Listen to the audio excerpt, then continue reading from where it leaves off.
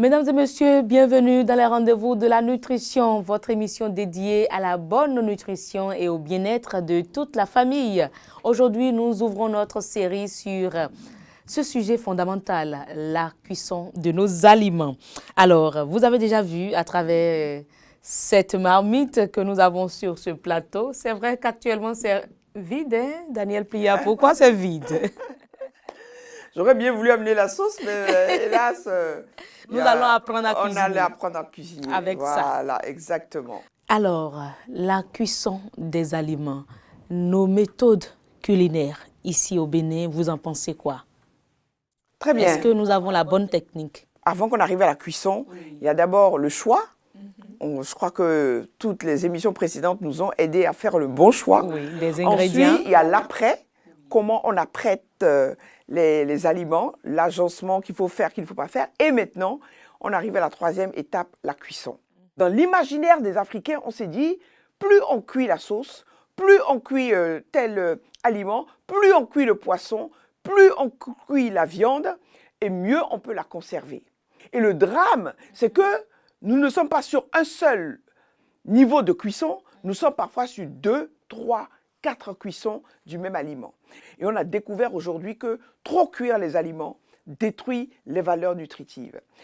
Vous mangez un aliment qui est vide, qui remplit le ventre, mais qui ne nourrit pas. On est bien sur la nutrition, hein. Attention, le trop de cuisson d'un aliment détruit l'aliment. C'est des pratiques à abandonner. À abandonner. Deuxièmement, le contenant. Dans quoi est-ce que nous faisons cuire nos aliments? Le mode de cuisson dans les récipients en aluminium ne vous maintient pas et ne vous préserve pas les nutriments de la même manière que les récipients de nos grands-mères, de notre tradition. C'est-à-dire que vous faites cuire vos aliments dans ce genre de récipient, même quand c'est chaud, vous pouvez le soulever sans prendre, sans avoir à prendre. Il isole, la terre cuite isole. Deuxième élément, la terre cuite au niveau de la cuisson. Lorsque l'aliment est arrivé à 220 degrés, la terre cuite, comme j'ai parlé d'un isolant, elle permet de préserver le goût de l'aliment. D'accord. Et c'est justement parce qu'on avait parlé des aromates, que parce qu'avec le mode de cuisson aluminium, on a perdu le goût, qu'on a estimé qu'il fallait complémenter avec beaucoup d'aromates, d'où les histoires de 5 épices, de 8 épices. Parce qu'on s'est rendu compte que lorsqu'on fait cuire dans les récipients en aluminium, ça n'a pas le même goût que lorsque vous le faites dans nos marmites. Et vous allez le voir, vous faites cuire votre poulet ou votre poisson dans ce genre de récipient, vous voyez que le poisson et le poulet maintiennent leur goût et ils ont même un goût particulier lié donc à la structure même de la terre cuite qui favorise donc et qui favorise d'exhaler les odeurs. Et en plus, vous allez voir au niveau de la vapeur. Quand vous le mettez avec le couvercle sur la vapeur est maintenue dans l'aliment. Je vais vous donner un exemple. Vous voulez faire cuire votre poulet, mettez très peu d'eau. Très peu d'eau. Vous le faites bien assaisonner, marinez-le à l'avance, et puis vous mettez dedans et vous mettez très peu d'eau. Mais je vous garantis que votre poulet, au bout de 30 minutes, va cuire et il va être cuit doux. Pourquoi? Parce que c'est la vapeur contenue dans la marmite qui va La vapeur ne s'échappe pas. La vapeur ne s'échappe pas, elle est conservée et l'aliment va cuire justement de manière tendre et douce tout en maintenant les ingrédients. Donc ce mode de cuisson, il est idéal parce que, il n'agresse pas l'aliment, il va maintenir les nutriments de l'aliment, et il va éviter justement que vous le fassiez trop longtemps sur le feu tout en maintenant les vertus. Heureuse. Oui. Tu parles souvent de ta grand-mère. Oui. Mais est-ce que tu as essayé déjà de faire frire du poisson dans une marmite? Ah ben quand j'étais toute petite, c'est ce qu'elle faisait. J'avoue que j'ai plus ça en image. Ça ne colle pas. Ah bon? Essaye. Tu vois, tu es la première à convertir. Donc, comme je vais te dire, tu prends ta casserole, tu mets de l'huile, tu assaisonnes ton poisson ou ton poulet, tu le mets dedans. Ça ne colle pas. Tu vas le laisser, il va frémir. Après, tu l'enlèves, il ne colle pas. La structure permet d'éviter cela. Donc, la nouvelle tendance et l'industrialisation, la modernisation nous amènent à faire des choses, soit disant pour aller plus vite, soit disant pour protéger, mais en fait, tu verras que l'isolement, le revêtement intérieur qu'on utilise, les substances qu'on utilise, dedans. Pour avoir un semblant de granit. Un semblant de granit, c'est du bisphénol A, c'est des parabènes, c'est des métaux lourds toxiques qui perturbent, on appelle ça les perturbateurs hormonaux, qui vont perturber complètement le cycle hormonal. Et sur le long terme, ça va créer des maladies hormonales. Les filles qui vont avoir des problèmes de règles douloureuses, les hommes qui vont avoir tout ça, tout ce qui est problème endocrinien, est lié à ce qu'on mange. On mange tous les jours. Hein. On mange tous les jours. Vous avez parlé de l'eau, un peu d'eau et plus de vapeur. Est-ce que cuire l'aliment avec de l'eau, c'est nuisible pour la santé? Ça dépend. Faut-il préférer la cuisson à vapeur? La cuisson à vapeur, en termes de nutrition, elle préserve mieux la structure de l'aliment. Ça veut dire que l'aliment n'est pas agressé très vite par une très forte température, donc elle va cuire tout doucement, mais grâce à la vapeur. On appelle ça la vapeur douce, tout doux, tout doux. L'idéal même, et nos grands-mères le connaissaient, c'est l'exemple du couscoussier africain. Elle faisait 2 niveaux, donc elle mettait l'eau en bas, et elles ont un autre récipient en terre cuite qu'elles posent dessus, qui a des trous, et elles mettent maintenant les aliments dedans, si bien que c'est l'eau qui va monter avec la vapeur, qui va finir de faire cuire le riz, qui va finir de faire cuire le fonio, qui va finir de faire cuire le gari, qui va finir de faire cuire la tchéké, et donc c'est beaucoup plus malléable après, et elles mangent. Mais là, les minéraux sont contenus dedans. Donc l'intérêt de le faire en vapeur, c'est bon. Si je le fais dans l'eau, écoute-moi bien, je te prends un légume.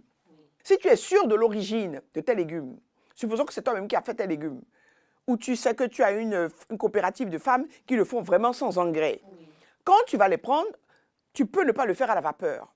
Tu les mets dans l'eau, mais l'intérêt, c'est de consommer cette eau. D'accord. Pourquoi? Parce que l'aliment, du fait de la cuisson, il va libérer une partie de... Donc les vitamines, tout et tout se retrouvent dans l'eau. Merci. Donc finalement, nous devons être dans les soupes. Dans les soupes, tu as compris. Les soupes sont remarquables. Okay. Parce que quand tu le fais, tu prends l'aliment, tu as fait cuire ta carotte, tu as fait cuire tu le mixes et maintenant tu prends l'eau et tu le mets dedans. Nickel. Toutes les valeurs, la valeur nutritive. Or, quand tu le fais dans l'eau et que tu jettes l'eau de un peu comme les patates douces. Ah, c'est l'idée que j'ai en même temps. Les patates douces. On jette l'eau, on récupère les patates. Et voilà. Nous allons poursuivre cet entretien après avoir pris une courte pause. La malnutrition, un fléau silencieux qui menace nos enfants et nos communautés. Un enfant mal nourri grandit avec des faiblesses physiques et mentales qui peuvent durer toute sa vie. Elle réduit sa capacité à apprendre, à se protéger contre les maladies et limite ses chances d'avoir un avenir prospère. La malnutrition, c'est aussi une mère enceinte qui ne mange pas suffisamment ou qui manque de nutriments essentiels.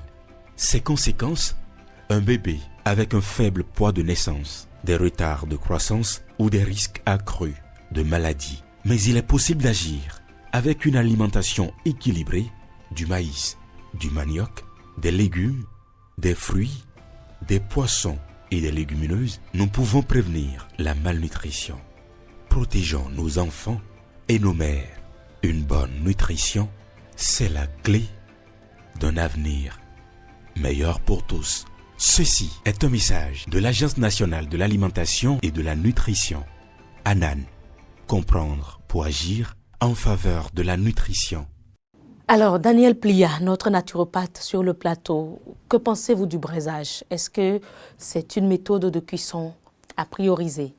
Alors, je vais dire, le braisé. C'est-à-dire que quand je pense aux Béninois, quand ils sont assis dans les maquis, et puis on est en train de braiser, et puis on est en train de voir la fumée qui monte là, et puis même ils sentent l'odeur par derrière, et puis ils disent, ça ouvre l'appétit. Ça, on est juste sur l'acte du plaisir. Mais moi, je travaille pour l'ANAN et je veux dire la vérité. Je ne vais pas vous blaguer. L'aliment est mis en contact plus ou moins direct par une grille au contact du feu. Mais c'est du charbon. Et ce charbon, lorsqu'il va toucher l'aliment, va commencer à favoriser sa cuisson, mais le processus de cuisson va dégager de la fumée.